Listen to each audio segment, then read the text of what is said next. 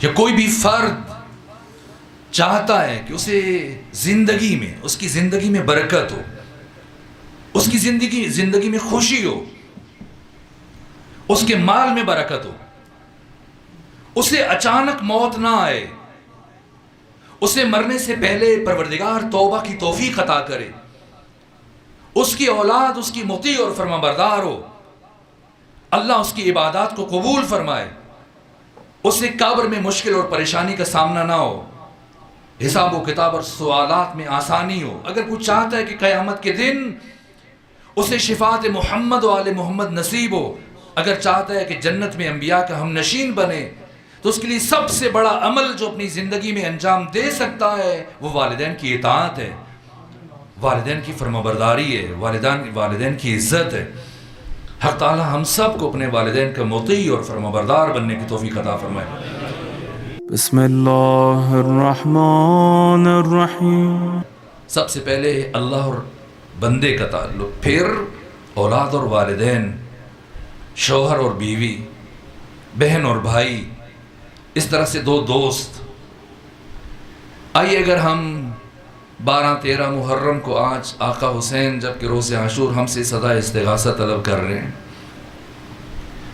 حضرت کی صدا استغاثہ پر نصرت کا ایک جواب یہ ہے جو ابھی آپ کی خدمت میں عرض کرنا چاہ رہا ہوں، جیسا ہمارے محترم میزبان کی خواہش ہے۔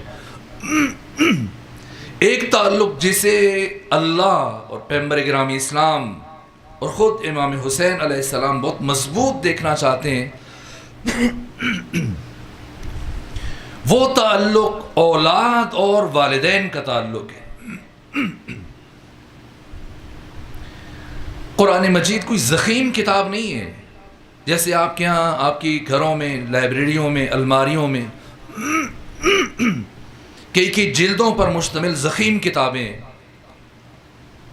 بہار الانوار اس کی 110 جلدیں، وسائل الشیعہ کو دیکھ لیجئے، آپ کے گھروں میں یہ تفسیر نمونہ ہے، 27 جلدیں۔ قرآن جلدوں پر مشتمل نہیں، ایک کتاب ہے، 6236 جملے ہیں کل قرآن میں، یہ آیات ہیں قرآن کی۔ اور قرآن نے جزیات کو بیان نہیں کیا، اصول بیان کیے، اور اصولوں سے بھی بالاتر جوامع الکلم کو بیان کیا۔ جوامع الکلم یعنی جن سے خود آگے 20 اصول استنباط ہوتے ہیں، استخراج ہوتے ہیں، قوانین بنتے ہیں۔ اس کے باوجود قرآن نے بعض مسائل کو بار بار بیان کیا۔ ہمارے فروعات دین میں سے اور اہم ترین واجبات قرآن نے آدھی آیت میں ذکر کیا، پلٹ کے دوبارہ نام نہیں لیا، لیکن کچھ موضوعات کو قرآن نے پیہم بیان کیا، مسلسل بیان کیا، جن میں سے ایک موضوع والدین کا مقام، ان کی عزت، ان کی حرمت، ان کے حقوق ہیں۔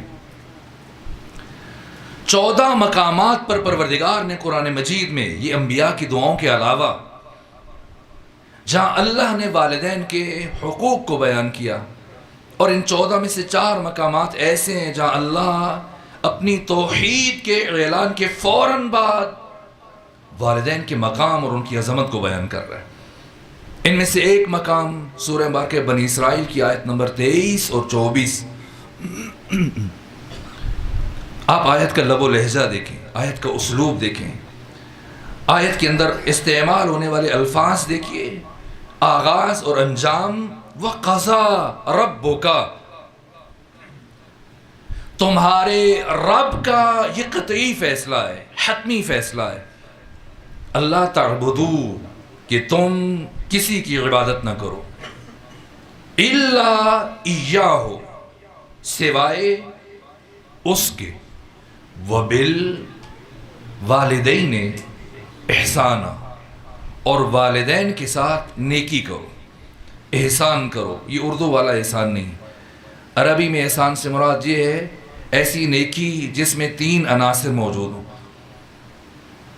پہلی بات کہ اس کے لیے کہنا نہ پڑے، اگر کوئی کہے اور انجام دی جائے وہ نیکی، اس کو احسان نہیں کہیں گے۔ بن مانگے اپنے والدین کی ضرورتوں کا احساس کرنا، یہ پہلا رکن ہے۔ اور دوسری بات کہ اس کے انجام میں سرعت دکھائے، اور تیسری بات ہے کہ اسے مباشرتاً انجام دے. ایسا نہیں کہ باپ نے پانی کی طلب محسوس کی ہے اور یہ اپنے ملازم سے کہ اٹھو، بیوی سے کہ تم پلاؤ، نہ، خود انجام دے. احسان. اور اس کی مزید بھی وضاحت ہے لیکن آگے بڑھیں گے ہم. وَبِالْوَالِدَيْنِ إِحْسَانًا إِمَّا يَبْلُغَنَّ عِنْدَكَ الْكِبَرَ، اگر تمہاری زندگی میں بوڑھے ہو جائیں، احدہما، دونوں میں سے ایک، او کلاہما، یا دونوں، فلا تقل لہما اف، خبردار اپنی زندگی میں کبھی انہیں اف نہ کہنا. ولا تنہرہما، کبھی انہیں نہ جھڑکنا. وقل لہما قولا کریما، ان کے ساتھ ہمیشہ نرم لہجے میں گفتگو کرنا. وَاحْفِظْ لَهُمَا جَنَاحَ الذُّلِّ مِنَ الرَّحْمَةِ، اور اپنے دونوں شانے، اپنے دونوں کندھے انتہائی ادب کے ساتھ ان کے سامنے جھکا کے رکھنا. اور جب جب ان کے چہروں پر نگاہ پڑے خدا سے کیا مانگنا؟ وَقُلْ رَبِّ ارْحَمْهُمَا كَمَا رَبَّيَانِي صَغِيرًا، اے پروردگار تو ان دونوں پر اسی طرح سے رحمت نازل فرما جس طرح سے ان دو نے بچپنے میں میری پرورش کی، میری تربیت کی. گلے کی برہمی کے باوجود میں کوشش کروں کچھ مطالب آپ خدمت میں عرض کرنے میں کامیاب ہو سکوں. سب سے پہلا سوال یہ ہے کہ والدین کی اطاعت کو پروردگار نے کیوں واجب قرار دیا؟ جب امام چہارم سے یہ سوال پوچھا گیا، فرزند رسول نے فرمایا کہ جن دو وجوہات کی بنا پر اللہ کی پرستش اور بندگی واجب ہے، انہی دو وجوہات کی بنا پر والدین کی اطاعت اور فرمانبرداری واجب ہے. ہم پر اللہ کی پرستش اور بندگی اور عبودیت کیوں واجب ہے؟ پہلی وجہ اللہ ہمارا خالق ہے، اور دوسری وجہ اللہ ہمارا رب ہے. یہ فرزند حسین فرما رہے ہیں اگر اللہ صرف ہمارا خالق ہوتا اور رب کوئی اور ہوتا تب بھی بشر پر اللہ کی بندگی واجب نہیں تھی، اور اگر خالق کوئی اور ہوتا اور اللہ ہمارا رب ہوتا تب بھی اللہ کی بندگی واجب نہیں تھی. کیوں واجب ہے؟ خالق بھی ہے، رب بھی ہے. پہلے پروردگار نے ہمیں عدم سے وجود دیا، نہیں سے ہے بنایا، اور خلعت وجود سے آراستہ کرنے کے بعد اللہ نے ہمیں ہمارے حال پر نہیں چھوڑا، پھر ہماری ربوبیت کی، پھر ہمیں پالا، ربوبیت کی. اس لیے اللہ کی پرستش بشر پر واجب ہے. خالقیت اور ربوبیت باہم یہ سبب الوہیت ہے. تو والدین کی اطاعت کیوں واجب ہے؟ امام نے فرمایا انہی دو وجوہات کی بنا پر. کیوں؟ اس لیے کہ والدین اللہ کی ان دونوں صفات کے مظہر ہیں. صفت خالقیت پروردگار اس کائنات میں متجلی ہوئی کس کے ذریعے سے؟ والدین کے وسیلے سے. اور صفت ربوبیت پروردگار آشکار ہوئی اس کائنات میں کس کے ذریعے سے؟ والدین کے ذریعے سے. والدین کے ذریعے سے اللہ نے ہمیں عدم سے وجود دیا، نہیں سے ہے بنایا، خلق کیا، اور خلق کرنے کے بعد پھر ان والدین کے ذریعے سے پروردگار نے ہماری پرورش کی، ہماری تربیت کی.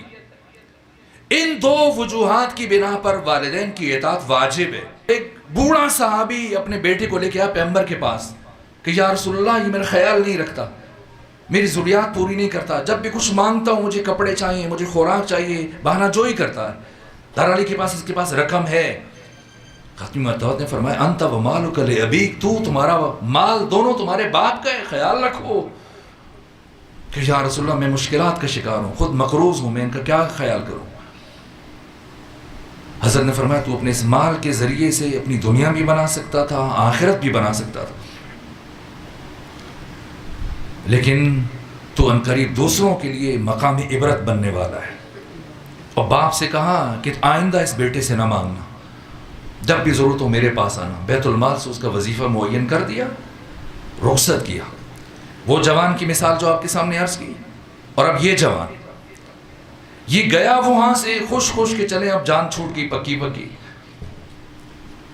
اور 3 سے 4 دن کے بعد جب اس نے معاملہ کیا، یہ کھجوروں کا بزنس کرتا تھا، تو اس نے رقم لی اور اب کھجوریں منتقل کرنی ہیں۔ جب گودام کھولا سب میں کیڑا پڑ چکا ہے، اب پیسے واپس کیے اور اضافی رقم خرچ کر کے گودام کو خالی کروایا، اور پھر بیمار پڑ گیا اور بچی کچی رقم اپنے علاج معالجے پہ خرچ کی اور صحت یاب نہ ہو سکا۔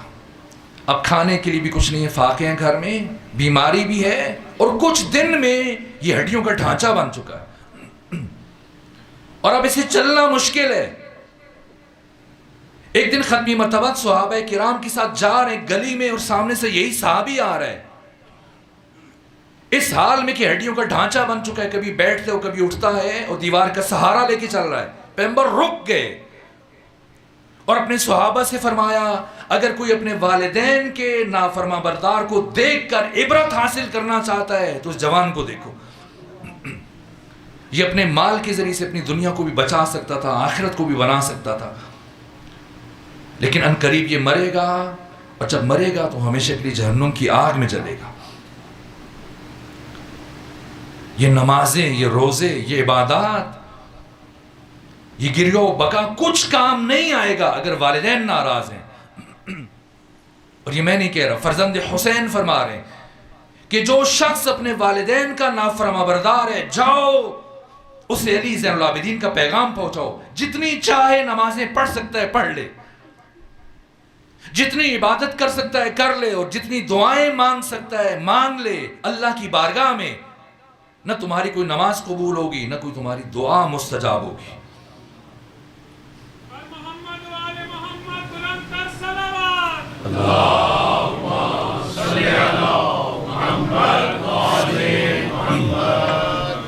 بس میرے عزیزو، والدین مجرے فیض ہیں۔ اگر کوئی جوان